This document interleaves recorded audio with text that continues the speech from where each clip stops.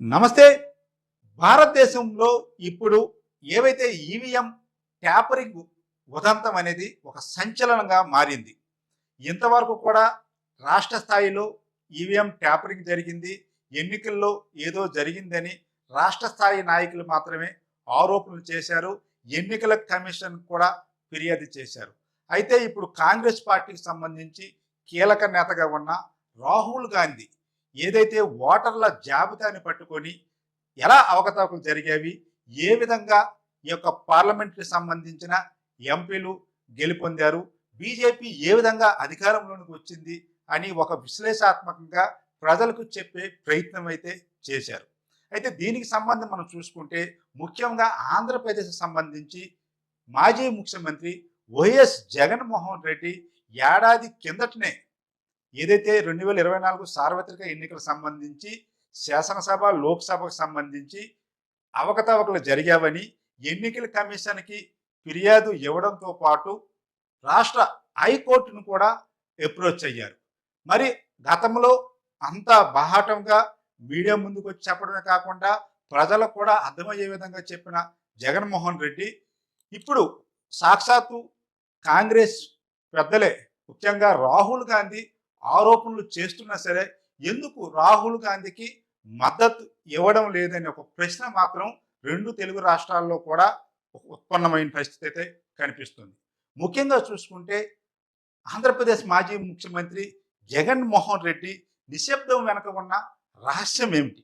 అదేవిధంగా జగన్మోహన్ రెడ్డి వ్యూహాత్మకంగా మౌనంగా ఉన్నారా, లేక కేంద్ర ప్రభుత్వ దాడులకి భయపడి మౌనంగా ఉన్నారా అనే ఒక ప్రశ్న మాత్రం అందరిలో కూడా నెలకొన్నది. ముఖ్యంగా చూసుకుంటే దేశ రాజకీయాల్లో రాహుల్ గాంధీ చేసిన ఆరోపణలు తుఫానుగా చెలరేగుతున్న ఈ నేపథ్యంలో ఆంధ్రప్రదేశ్ మాజీ ముఖ్యమంత్రి వైఎస్ జగన్మోహన్ రెడ్డి మాత్రం మౌనంగా ఉన్నారు. అయితే గత ఏడాది జరిగిన లోక్సభ, వివిధ రాష్ట్రాల ఎన్నికల్లో నకిలీ ఓటర్ల జాబితాలో విచక్షణారహితంగా పోలింగ్ పద్ధతులపై రాహుల్ చేసిన సంచలనాత్మక వెల్లడి అనేది దేశవ్యాప్తంగా చర్చకు దారితీసింది. అయితే ఈ నేపథ్యంలో కర్ణాటక అసెంబ్లీ, లోక్సభ ఎన్నికల్లో బోగస్ ఓట్లు జోడించడాన్ని ఆధారాలతో రాహుల్ బహిర్గతం చేశారు. ఎన్నికల కమిషన్, బీజేపీ ఈ ఆరోపణలను తీవ్రంగా ఖండించిన ప్రతిపక్ష పార్టీలు మాత్రం రాహుల్ పక్షానే నిలిచారు. ఇదే సమయంలో 2024 ఎన్నికల్లో ఆంధ్రప్రదేశ్లో కూడా పోలింగ్ పై సందేహాలు ఉన్నామని వైఎస్ఆర్సీపీ ఇప్పటికే ఎన్నికల కమిషన్కి, హైకోర్టుకి ఫిర్యాదు చేయడం జరిగింది. జగన్మోహన్ రెడ్డి స్వయంగా గతంలో ఓటర్ల జాబితాలో ఈవీఎంలో తారుమారు జరిగిందని ఆరోపించారు. కానీ ఇప్పుడు రాహుల్ గాంధీ చేస్తున్న ఆరోపణల విషయంలో మాత్రం ఒక్క మాట కూడా అనడం లేదు. అంతేకాకుండా రాహుల్ గాంధీకి మద్దతు కూడా ఇవ్వడానికి జగన్మోహన్ రెడ్డి ఇష్టపెట్టుకోవడం లేదు. ఈ విషయంలో పలు అనుమానాలు అయితే రేకెత్తుతున్నవి. అదే స్థాయిలో రాజకీయ వర్గాల్లో కూడా ఒక చర్చ అయితే జరుగుతుంది. ముఖ్యంగా చూసుకుంటే జగన్మోహన్ రెడ్డి నిశ్శబ్ద ఒప్పంద ఊహాగానాలు నిజమేనా, మౌనం వెనక ఆంతర్యం ఏమిటి అనే ఒక ప్రశ్న మాత్రం ఉత్పన్నమవుతుంది. బీజేపీ, వైఎస్ఆర్సీపీల మధ్య నిశ్శబ్ద సహకారం ఉందనే ప్రచారం మళ్ళీ వేడెక్కింది.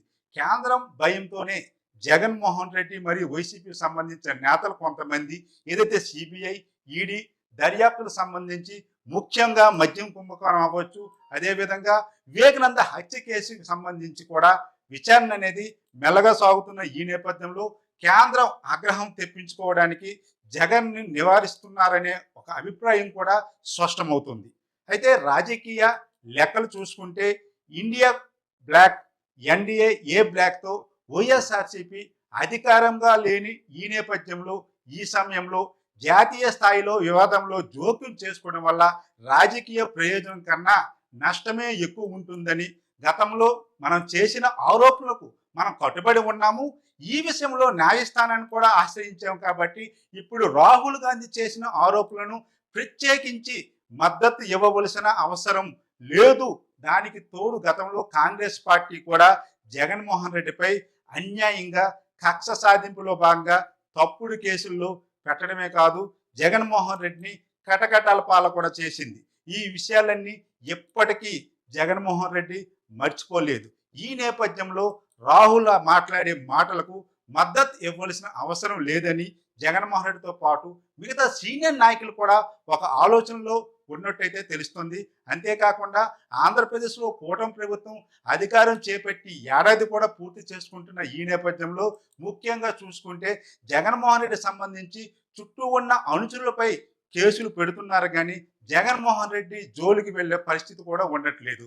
జగన్మోహన్ రెడ్డి జోలికి వెళ్ళాలంటే ఏదైతే కేంద్రంలో అధికారంలో ఉన్న బీజేపీకి సంబంధించి వాళ్ళ పర్మిషన్ తీసుకోవాల్సిన పరిస్థితి కూడా వస్తుందని తెలుగుదేశం పార్టీలో కూడా కొంత గుసగుసలు వినిపిస్తున్న నేపథ్యంలో వివేకానంద హత్య కేసుకు సంబంధించి కావచ్చు, మద్యం కేసుకు సంబంధించి కావచ్చు, ఈడీ సిబిఐ విచారణ కూడా నెమ్మదిగా సాగడం కూడా ఒక రకంగా బీజేపీతో జగన్మోహన్ రెడ్డికి ఉన్న రిలేషన్కి అద్దం పట్టే విధంగా ఉంది.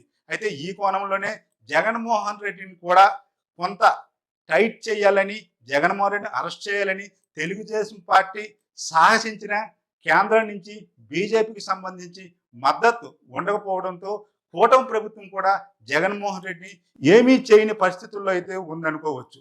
అయితే ముఖ్యంగా చూసుకుంటే రాహుల్ గాంధీ ఏవైతే ఆరోపణలు చేశారో ఈ ఆరోపణలకు సంబంధించి ప్రతిపక్ష పార్టీలు అన్నీ కూడా మద్దతు తెలుపుతున్నవి.